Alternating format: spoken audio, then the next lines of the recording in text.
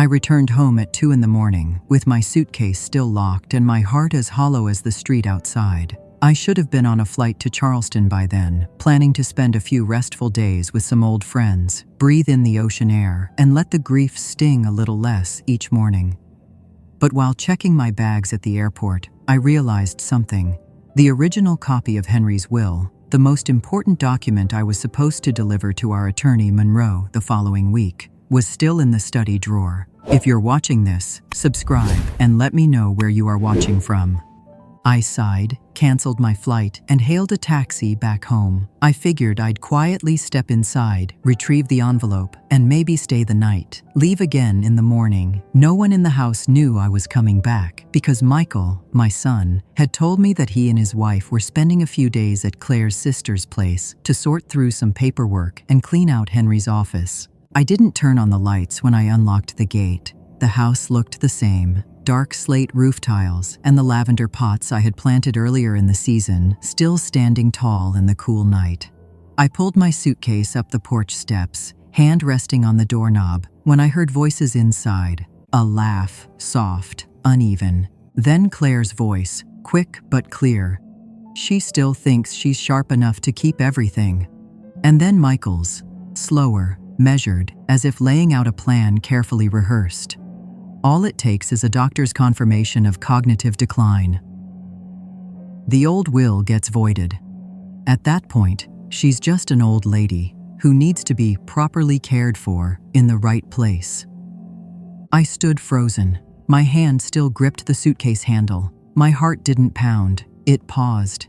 In that split second, I no longer felt like a mother, not the widow of Henry, just an obstacle, one to be removed. Quietly, quickly, and conveniently. I don't know how long I stood in front of that door, maybe seconds, maybe longer. The night air was colder than I remembered. The wind crept into my coat sleeves, but I didn't feel cold. The chill was deeper, where trust used to live. I stepped back, slipping into the shadows of the porch. Not out of fear of being seen. I just needed to breathe, to understand what I had just heard. Claire's voice dropped lower, as if she was used to whispering things people shouldn't say out loud. We need to do this soon, before she changes account names or finds a new lawyer. Michael laughed, nothing like my son. Relax. Mom still thinks she's perfectly lucid. She'll never see it coming. Henry's gone. Who's left to protect her? I flinched at that name, Henry. He passed 7 months ago. Peacefully, in his sleep. I still remember that morning, his hand growing cold in mine. No last words, but I had read the same thing in his eyes my whole life. I wouldn't leave you alone if I had any other choice. I tightened my grip on the bag. I had to get the will, but everything had shifted. I quietly stepped back toward the gate. The key was still in my hand, but I didn't open it. I left the suitcase at the steps and circled the house to the side door. The one that led directly to the old study. The lights inside glowed dimly. Their voices went on, now about legal procedures. Claire mentioned contacting Dr. Howell. Michael talked about capacity assessments for civil competence. I unlocked the study with my private key.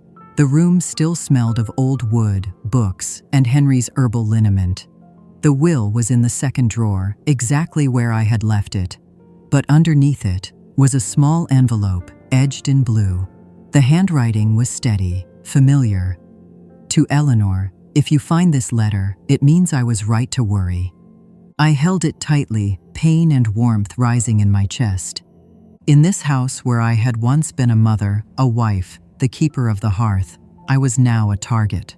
Someone whose worth had an expiration date, defined by memory or money. But Henry knew.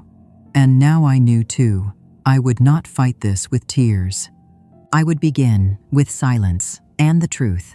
I closed the study door as gently as I could, as if quieting the sound might slow time itself, letting me sit with Henry for one more evening.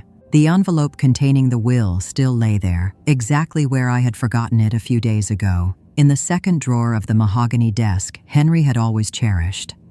He never allowed anyone to clean this room after he retired. Every book on the shelf, every shirt button resting on the armchair, all remained just as they had been when he was alive. I reached for the envelope, intending to tuck it into my bag, when I noticed the edge of another paper peeking out from beneath it, bordered in soft blue.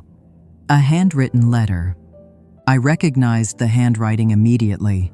Henry. He had written it with a fountain pen, the old Parker with blue ink he kept in the small desk drawer next to his glasses case. The ink was slightly smudged at the top, as if his hand had begun to tremble, but he had still written with that familiar care and precision. Eleanor, if you're reading this letter, it means I'm no longer by your side. And if you find yourself in the dark, remember, I left the light on. I read slowly, word by word. I can't predict everything the future holds, but I know one thing. The world is no longer a place where you can trust it all, not even the ones we raised with our own two hands. I've seen it for a while now, the way Michael looks at you, the silence from Claire, and how they behave when they think you're not watching. I don't blame them, but I don't trust them. That's why I rewrote the will. I placed a hand over my chest, trying to steady my breathing.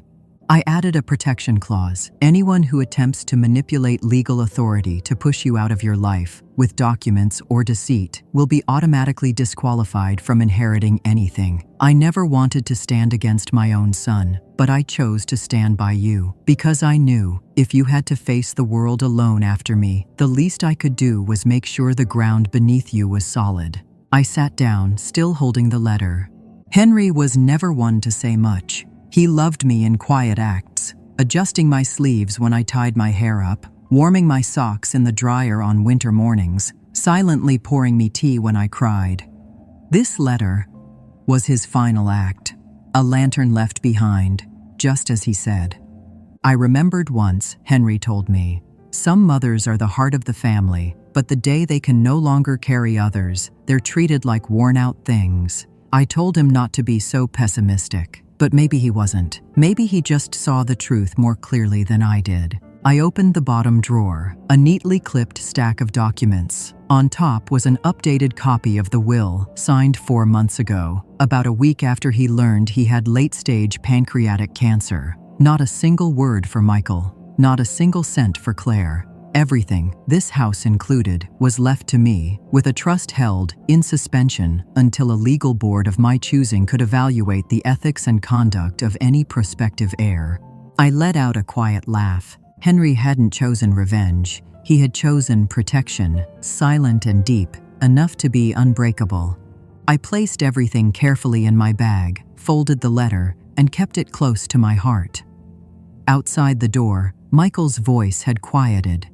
Maybe they were reviewing documents. Maybe they had gone to bed. I didn't care to know. I exited the study through the same side door I had entered, pulled my suitcase toward the car, my heart heavy, but no longer lost. I knew what was happening now, and I knew Henry had not left me alone, even though he was no longer here. Has someone ever quietly stood by your side when the world turned its back? If so, share your story, because sometimes a single letter can be the lantern that lights up the dark. Follow Grandma's final chapter to continue Eleanor's journey and those of women like her, pushed aside but never forgotten. I was still wearing my wool coat, shoes untied, sitting motionless beside a pot of tea that had long gone cold when the doorbell rang. Once, then twice. I hesitated, then got up to open it. And the person standing there caught me so off guard, I nearly lost my breath. It was Julie Andrews, the neighbor 4 houses down, across the street. She had once been one of Henry's students when he taught at the community college, and for years, she had brought me a homemade banana loaf on every holiday. Her heart was always kind, but tonight, her face was pale, tense, and slightly shaken. Eleanor, I'm sorry for coming so late. But I saw your lights were still on, so... It's all right, Julie. Come in. She stepped in, holding tightly onto a stack of papers inside a folder. I invited her to sit. She declined the tea. Her hands trembled. Claire came by my house this afternoon, Julie said after a few moments of silence. She asked me to sign a statement. Said it was for health insurance paperwork, for you, something to make things easier if anything were to happen. I froze. My heart quickened. I thought it was normal. You know, Claire, always thinking ahead. I skimmed through it and saw Dr. Howell's name and a paragraph about age-related cognitive decline. She said it just needed a neighbor's signature. No medical visit required. That seemed strange to me, so I didn't sign. She paused, her eyes searching mine with growing concern. Eleanor, what's going on? Are you okay? I looked straight at her. For a second, I considered covering it up, as I always had. But then I remembered what I heard last night. Michael's hand on Claire's shoulder, the way they whispered like co-conspirators. Julie, I'm going to ask you something directly. Do you believe I'm fully of sound mind? She looked at me, then nodded, without hesitation. I took a deep breath and began to tell her everything. From the moment I returned home at 2 a.m, the conversation I overheard, the letter Henry left behind, the fabricated documents Claire had drawn up, and Dr. Howell, who once sent me birthday cards every April, now a link in a plan designed to strip me of everything. Julie sat still, but her expression shifted from shock to fury. They're trying to declare you mentally unfit and take everything. I nodded. Not just take. Erase me from my own life. Institutionalize me, legally, cleanly, politely. And the worst part is, no one would believe me. An old woman imagining things. A lonely widow. Too easy to dismiss as delusional. Julie clutched the folder tightly. You're not alone. I looked up, startled. She laid the papers on the table. Inside was a printout of the form Claire had asked her to sign, and a screenshot of a text exchange between Claire and someone else. Julie said she had spotted the conversation open on Claire's phone while she was in the kitchen.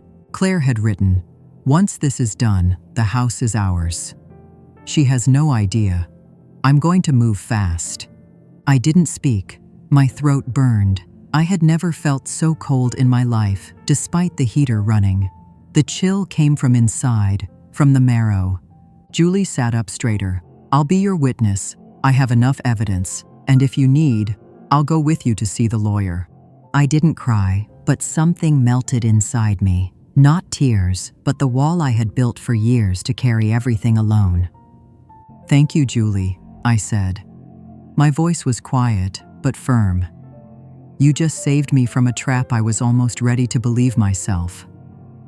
We sat in silence. Outside, snow drifted down softly. Julie told me about her late husband, how he had passed from cancer, and how she had once been coerced into signing over her mother's property while her mother was still alive. When they want to take power from an elderly person, they don't use knives. They use signatures. I nodded. Together, we made a list. The lawyer to contact, the doctor to clarify things, the evidence to duplicate. Step by step, I began reclaiming the authority over my own life. That night, I slept on the sofa, Henry's letter still in my hands. His words echoed in my mind. If you find yourself in the dark, remember, I left the light on. And I knew that light was Julie. It was the truth. And it was me. Once I stopped staying silent. The next morning, I woke up just as the sunlight began to stretch across the wooden porch outside the window. There were no footsteps in the hallway, no distant laughter from Claire's room like every other morning. Everything was quiet, but it was the kind of quiet that comes before a storm. I made 2 cups of coffee, one for myself, one for Julie, who returned at 8 a.m. carrying a tablet and an external hard drive. She said, "We're not going to cause a scene. We're going to do this the right way, step by step." We sat at the dining table, the same table where I used to do math homework with Michael when he was in 6th grade. Julie opened the first email, a thread between Claire and Dr. Howell. It wasn't explicit, but if you read closely, the implications were sharp. "Thank you, doctor, for adjusting your schedule.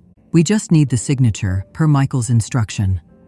We need the certification soon to process the estate contract on time." Not a single mention of memory assessment. No scanned medical records. Just a trail of manipulation wrapped in polite phrasing. I looked at Julie, my heart beat fast and cold. Then came the money transfers. Julie was more tech-savvy than I'd expected. She had traced a payment to a company registered as Elder Care Services, $15,000 wired from Michael, exactly 3 days after Henry passed. On paper, it was a deposit for private nursing care, but according to Julie, and I agreed, it was a payoff to smooth the path for moving me out. No facility will accept someone without a cognitive evaluation or a guardianship order, Julie said as she took notes. And they need a licensed physician on record. Howell is the missing piece. I remembered Claire's face the night before when I came home, and she still tried to smile. Do you want me to call Dr. Howell to assess your memory again? Her voice light as air, but the needle was in every word. Number. I didn't need a doctor, I needed a lawyer. And I knew who to find, Monroe. Henry had mentioned him, the only person besides me entrusted with a sealed copy of the will, a man of integrity, living quietly in a small town near Eugene. Henry had trusted him, and I trusted Henry. We scheduled an appointment with Monroe that very afternoon. I printed everything, the emails, the bank statements, the transfer receipts, even the audio clip Julie had recorded when Claire visited her house, where Claire had casually said, "Just sign it. She won't even notice." When Monroe entered the room, he looked older than I expected, but his eyes were sharp, just as Henry had described. He said nothing at first, reading each page, each line, silently. Then he looked up and spoke slowly. "Eleanor, I'll be direct. This isn't just manipulation, it's legal coercion. Without evidence, you wouldn't stand a chance, but with what you've gathered, I believe we can turn this around." I nodded. I'm not looking for revenge. I just want to live, without being erased from my own life. Monroe was quiet for a moment, then he reached into a drawer and brought out an envelope. "Henry sent this to me," he said. "Only open it if Eleanor is pushed to the edge." I took the envelope, my hands trembling slightly. Inside was a supplemental will, legally binding. It included a new clause, written in clear, firm handwriting. Anyone who attempts to manipulate, coerce, or falsify Eleanor's mental condition will be immediately disqualified from inheritance. I didn't cry, but I understood then. Henry had seen further ahead than I had imagined. He hadn't left me alone. He didn't trust late apologies. He trusted ink on paper. He trusted the law. He trusted justice, even if delayed. Julie looked at me. She whispered, "This is the first time I've seen a man protect his wife, even after he's gone." I clenched my hands, not out of anger, but because I knew, from this moment on, I would no longer fight with tears. I would fight with proof. Some men love with words, others with roses, concert tickets, candlelit dinners. But Henry, my husband, loved with preparation. He was never romantic in the fairy tale sense, but he always saw what was coming, and without making a sound, he built a quiet, sturdy wall around me, so that when the storm arrived, I'd still be able to stand. When Monroe handed me the supplemental will, I read each line as if I were hearing Henry whisper into my ear, "I'm still here, and I never left you alone." The update carried a new clause, simple yet sharp like a legal blade. Any individual, whether family or outsider, who intentionally manipulates, falsifies, or employs means to claim Eleanor Bennett has lost her legal mental capacity in order to seize assets or gain guardianship shall be immediately and unconditionally removed from the inheritance. No one knew about this but Monroe and me, not Michael, not Claire. Henry didn't confront his son. He didn't argue. He didn't write letters filled with blame. He simply protected me, quietly, like a man who'd seen too many attorneys twist justice with vague language. Henry always believed, if you can't trust people, trust black ink on white paper. I sat there, in Monroe's warm wood-paneled office, clutching the document like armor. Not because I needed to fight, but because I needed to live, and to live as myself. "What do we do with this update?" I asked. Monroe nodded. "We let them expose themselves. When they think they're in control, truth becomes the most unexpected strike." I nodded too. Not because I was planning revenge, But because I understood now, when you've been silent too long, people forget who you once were. Henry didn't let them forget. I returned home with the will tucked inside my bag, and a strange calm settled in my chest. Claire was in the kitchen, doing something with the kettle. Michael sat in the living room, scrolling through his phone. When I entered, they both turned. Claire smiled, her face stretched into something falsely sweet, as if nothing had happened. "Did you find the will, Mom?" Michael asked, his tone as casual as if he were asking about the weather. I smiled and said nothing. I sat down on the sofa, opened my bag, and pulled out one of Henry's old books, the cover worn and soft from years of reading. I flipped through a few pages, pretending to search for something. Claire poured tea. Michael sat across from me. I didn't ask. I didn't accuse. I simply looked at them, two people I had once held in my arms like they were the entire world. They had once been my whole world, but not anymore. That night, I went upstairs early. In the bedroom Henry once slept in, I placed the will in the nightstand drawer, right next to the wedding photo we took in 1979. I had worn a lace dress my mother sewed by hand. Henry had been so nervous, he dropped the ring.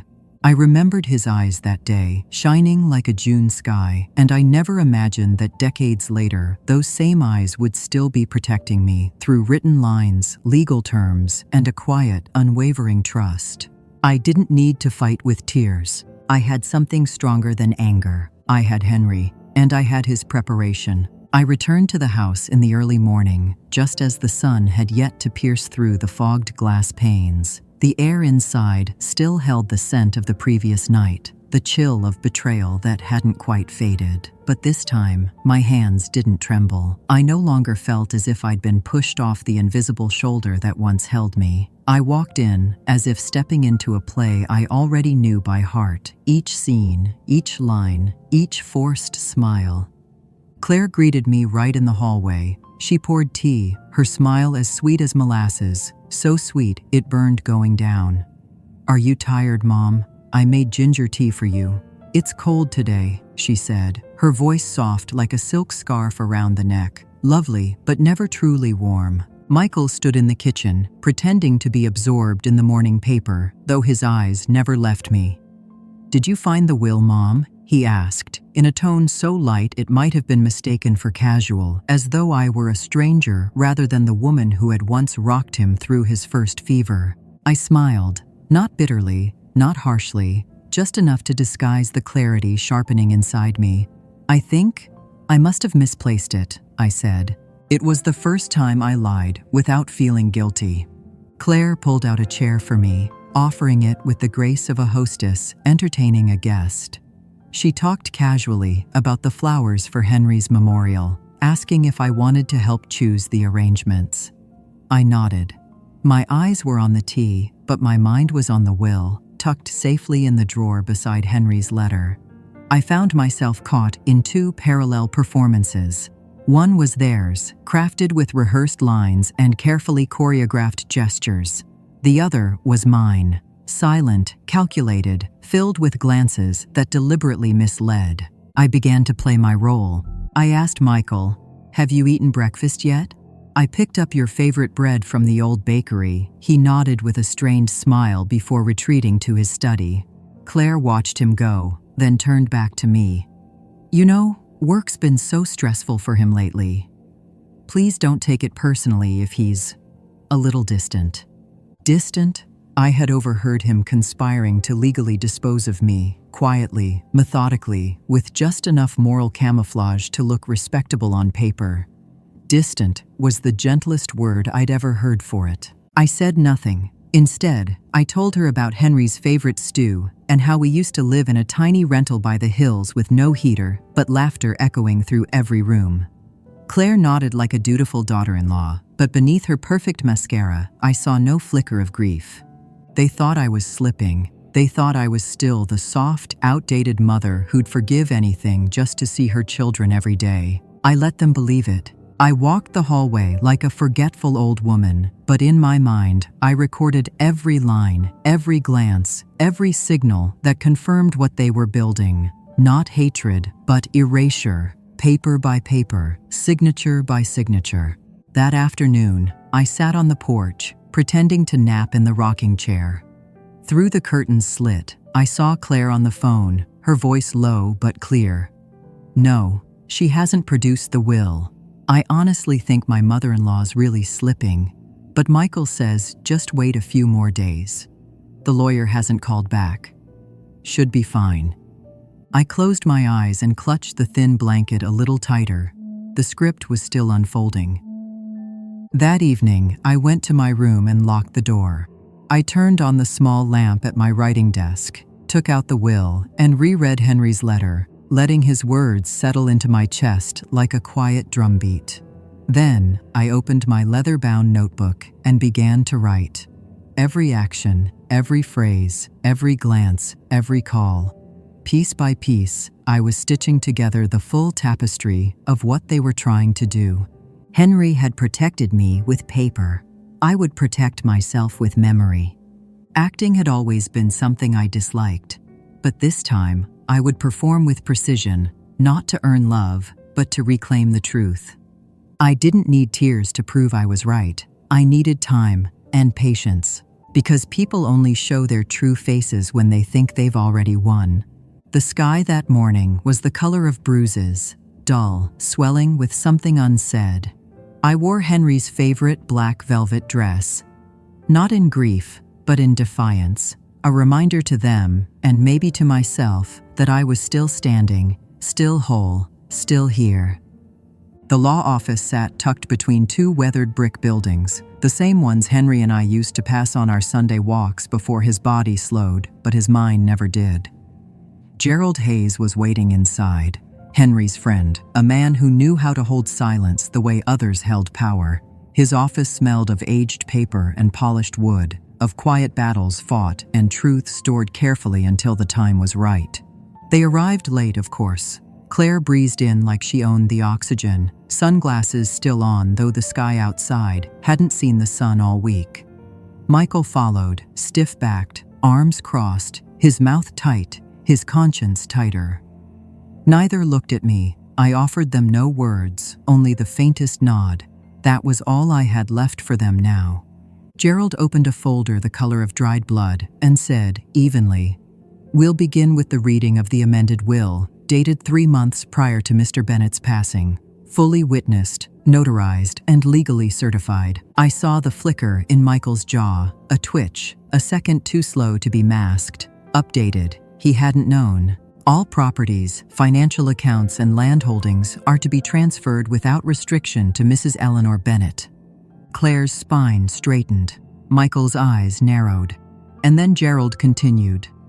A trust for the children remains conditional, its execution dependent on a moral evaluation to be conducted solely at the discretion of Mrs. Bennett. Still, I said nothing. I reached for the scarf around my neck, lavender silk, a gift from Henry on our 40th anniversary. A silent anchor in a room full of noise. Then Gerald pulled out a flash drive. There's also a video. Mr. Bennett recorded it the week before his surgery. He requested it be played here, today. He inserted the drive, the screen lit up, the air thinned. And then, Henry appeared. There he was, in his cardigan, with the worn elbows and the soft sleeves that once wrapped around me when the world was too sharp. He looked into the camera as if he were looking through time, as if he could see this very moment, as if he'd always known. "If you're watching this, I'm gone," his voice began, steady, warm, unmistakably Henry. "But I need to say something before I'm done being your father, your husband, your witness." He turned slightly, exhaled. "Michael, you were born thinking everything could be solved, that if you just worked hard enough, calculated long enough, everyone would be safe.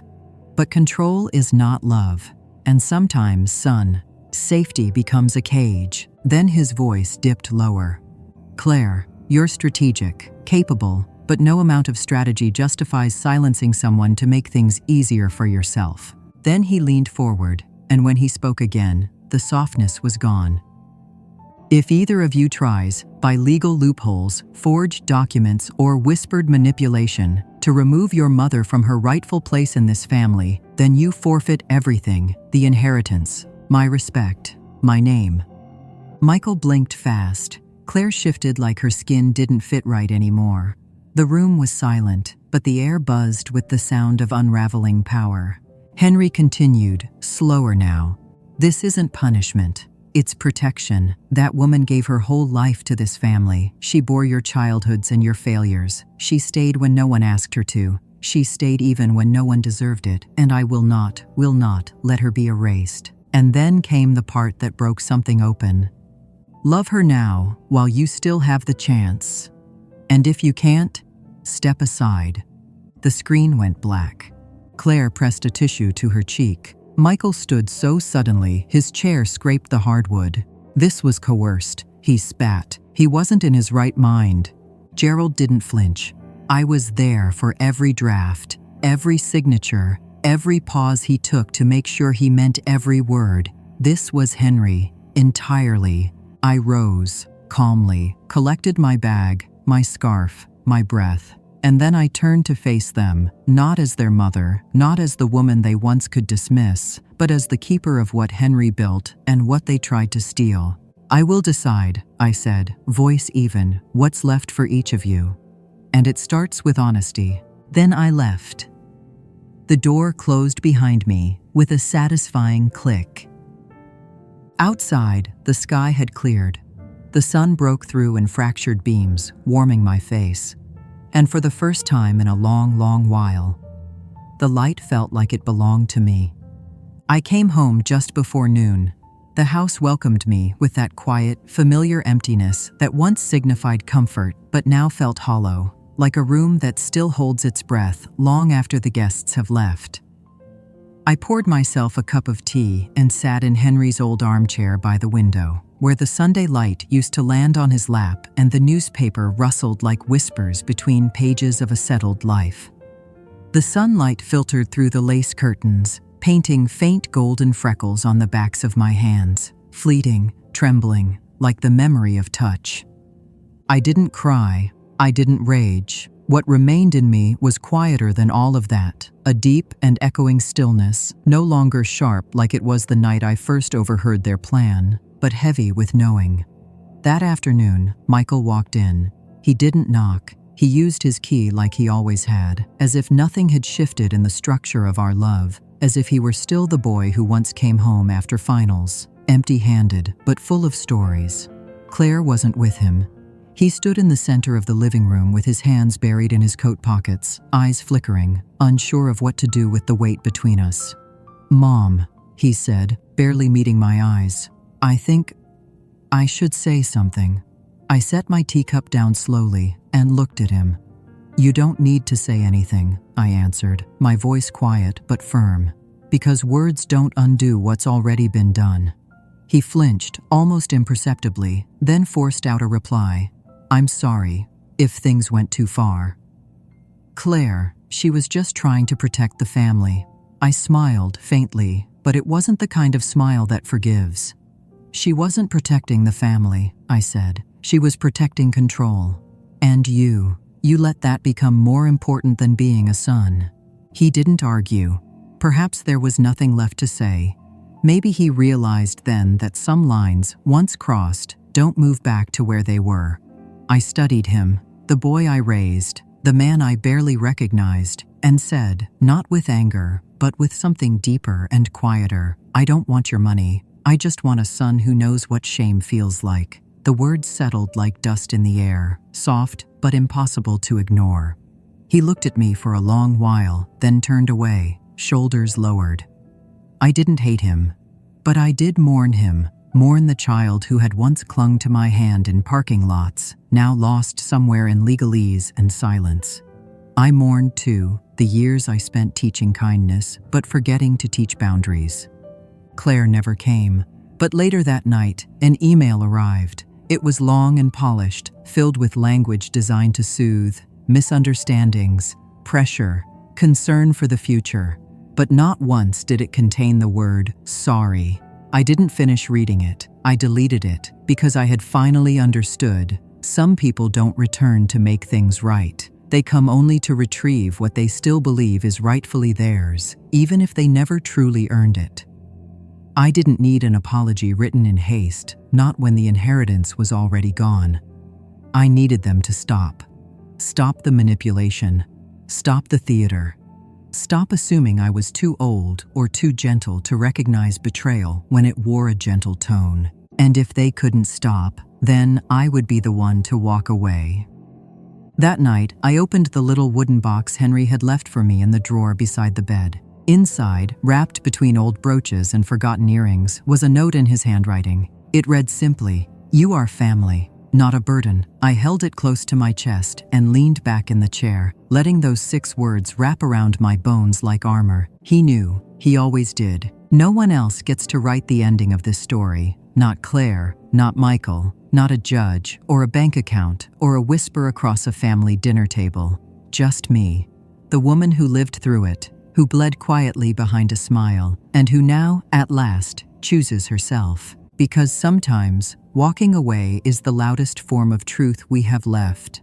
I woke up that Saturday morning not to the sound of an alarm clock or the familiar voice of someone reminding me to make coffee, but to the soft sunlight slipping through the slats of the window. The Oregon sky was unusually clear, a shade of blue that looked freshly painted. I sat up, pulled on my cardigan, and stood quietly by the window, letting the light touch my face before the day truly began. There was a time when every thought of leaving made me feel selfish. I would sit with that guilt like a stone in my chest, asking myself over and over, is it wrong to walk away from what you've spent your whole life holding together? But that morning, I didn't ask anymore. I booked a train ticket for the early morning route heading to a small seaside town over 300 miles away, a place Henry once spoke of, just once, with a gentle smile. Let's grow old there someday, shall we? We never made it. Life got in the way, but I remembered.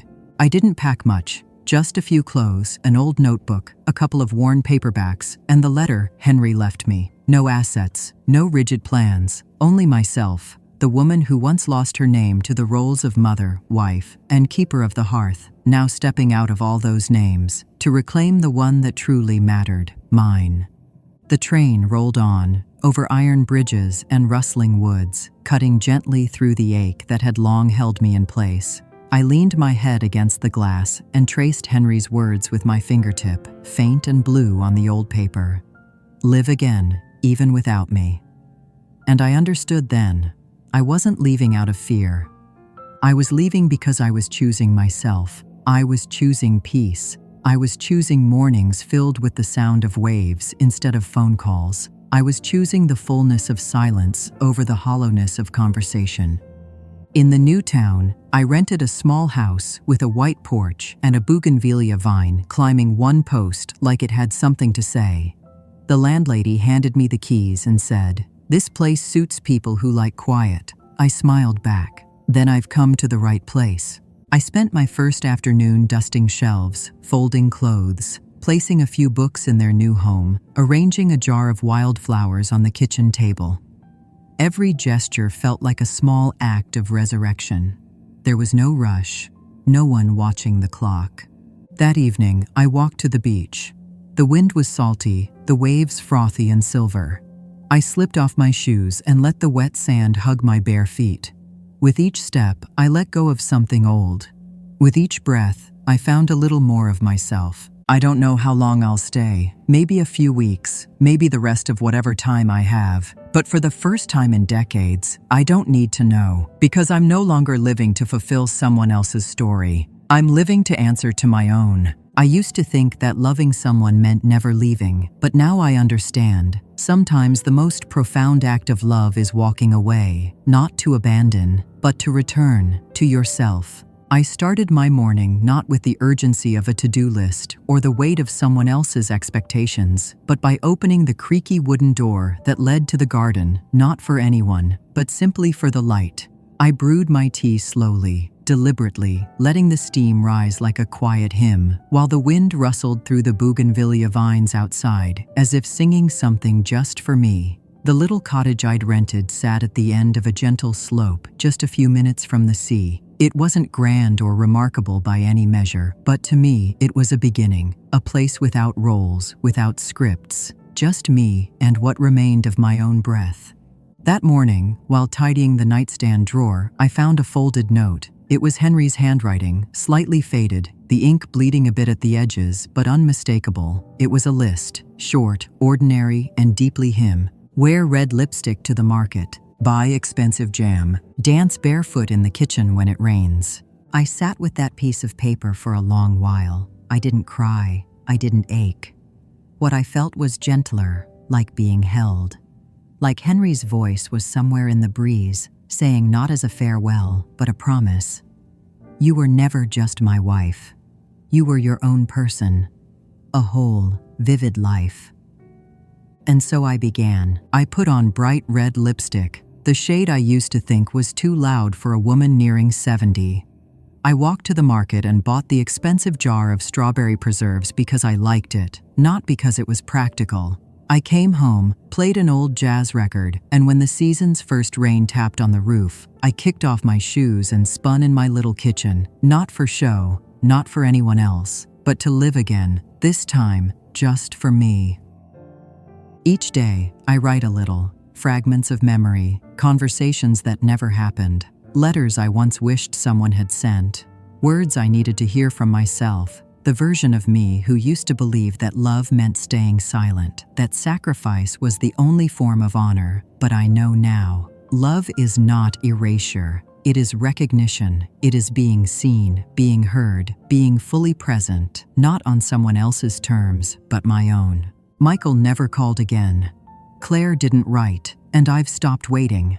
I spent too much of my life hoping they'd understand, that they'd come back with softness, or clarity, or even just a hint of remorse.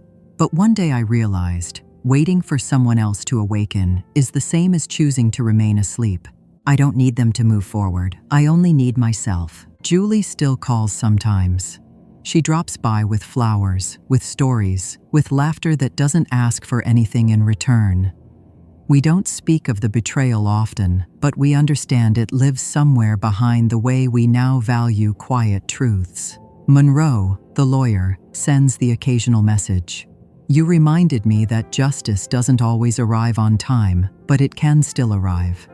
I am no longer part of someone else's plan. I am the painter of this canvas, and each day I choose what to add: a petal, a shaft of morning light, or even the scar where something once broke. If you have ever felt like a footnote in your own life, know this: you are not alone. There are women like me reclaiming our place, not through fury, but through a calm, unshakable presence, through quiet acts of clarity and care, through the decision to live again, fully and freely. If this story echoes something inside you, I invite you to share it. Leave a comment. Let your voice be seen, because when we speak, especially those of us who've been told we're no longer heard, we light the way for others. Your story might be the flicker someone else has been waiting for. My name is Eleanor Bennett. I was once only seen as someone's wife, someone's mother, but I am also the woman who survived betrayal with truth. And I'm still here, writing forward, choosing life, choosing myself.